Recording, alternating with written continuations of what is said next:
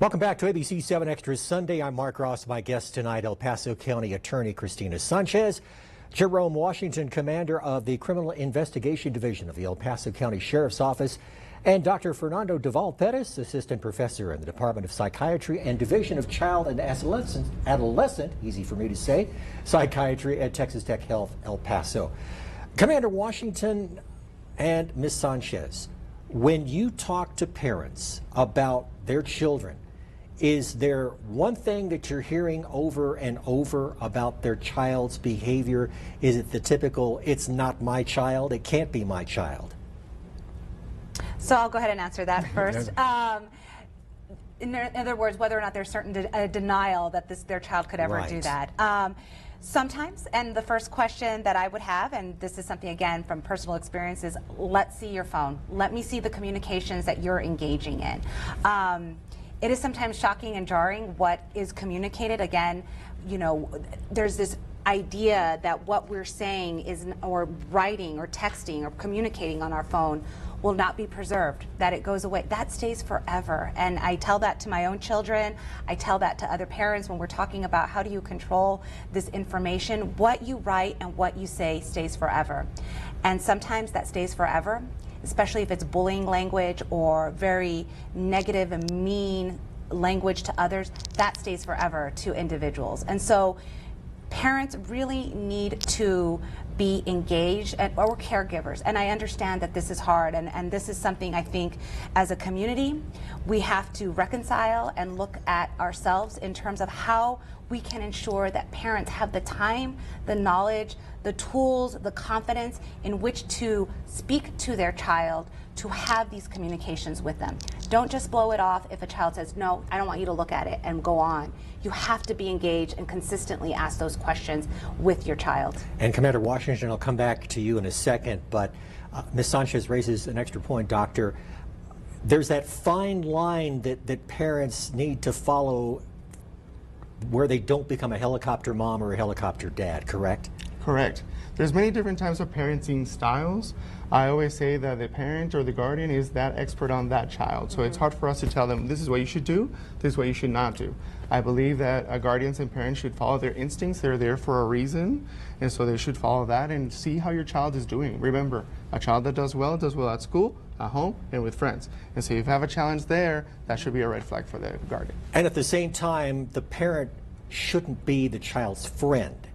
Correct. There has to be a balance in everything in how we approach minors, right? How we approach child rearing. It's important that they realize that, yes, I'm here for you, right? And you can talk to me about anything, but at the end of the day, I'm here to supervise and to make sure that you're living a happy, healthy life. Okay.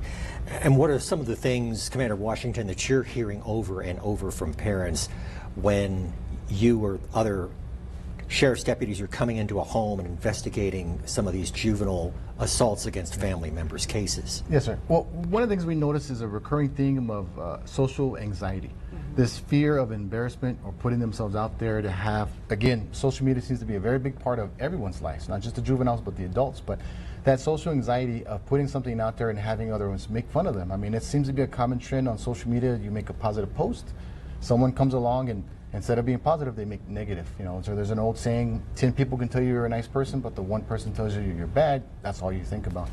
And then to reiterate, yes, it is a very fine line. I mean, speaking personally, my son, I'm not immune to it. I very recently followed my son on social media because he's very much into fitness and he helps motivate me to stay fit. But it's kind of difficult for other parents. Again, I quote another article that I read where more than 50% of juveniles feel they're peaceful without their phones, but the other half felt anxious because they didn't have their phones, and about half of those parents were reluctant to go into their phones. Social anxiety is the main one. Dr. Duval, what mental health resources or support systems are available in our region to help at-risk youth before they wind up entering the juvenile justice system? Sure. I say first and foremost, and the most accessible, is your pediatrician. If you talk to your pediatrician and you have any concern about your child having any mental health concern, they're going to be the first line of defense that can guide you to the appropriate resource. Let's say the pediatrician has a little bit more challenges handling that. They need someone more specialized like myself. There's always something called the Child Psychiatry Access Network, abbreviated CPAN. Any provider of pediatrics, whether it's a pediatrician, a nurse practitioner, or a physician assistant, can call that line, and one of us child psychiatrists at CPAN will answer any question related to mental health. And if needed, we can always do a one-time consult for that pediatrician and send that child and the guardian any resources available for child psychiatry and for psychotherapy. Number 2, the local mental health authority. Every county in the United States has one. Ours is called Emergence Health Network. Their subdivision for child is called CHAMPS, Child Adolescent Mental Health Programs. That's another resource, okay? And so number 3 would be us child psychiatry at Texas Tech, and number 4, El Paso Child Guidance Center, which has been here since the 1950s, and they also provide mental health services to children in the community. And we'll make sure and include contact information on all of those in this story on kvia.com when we post it on Monday morning.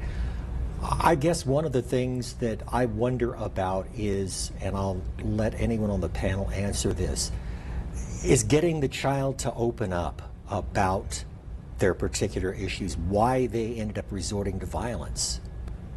Is there something there that each of you see in your particular lines of work? I'll start first. I think they are developing. I mean, again, I went over the concept and the idea of the juvenile justice system and how that is very different and how we approach it from the adult system with individuals that are referred to our office. And it is because of this idea that I think that they are still developing.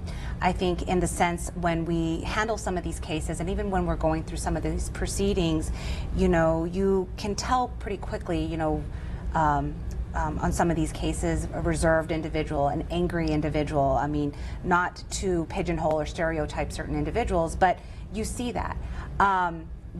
Again, the brief time that they're in the juvenile justice system, it really is that commitment to figure out, is there room here, an opportunity, because we have it, to rehabilitate them so they don't end up in the adult system, but at the same time making sure that they acknowledge and they understand what they did was wrong and holding them accountable. But part of that effort also includes ensuring that their caregivers, whether that's their parents, whether that's their grandparents, aunts, uncles, or whoever that they are with, also are part of the conversations as well.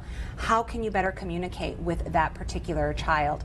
What are you noticing? What are you not noticing? Giving them the tools so that when they walk out those doors, because most of them do after their period of time of probation is over, how can we ensure that that communication is open and that they feel empowered to have a healthier relationship so that they don't end up in the adult system? Commander Washington.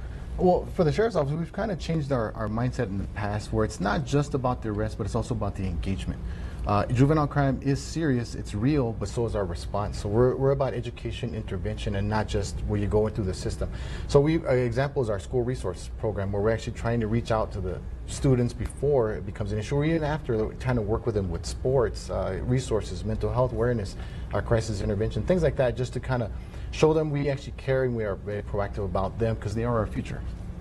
Last word, Dr. Duvall. Thank you. I have learned in my job that it takes a village. It takes a village. It's hard for parents and guardians to be able to do alone. It takes help from the people around you, from the resources around you, your pediatrician, your local child psychiatrist, school resources. So I would say for the guardian to not do it alone and to always try to listen to your child, ask what's going on, and make time. I think that's the biggest challenge that parents and guardians have these days, making time to build those meaningful relationships and support the child.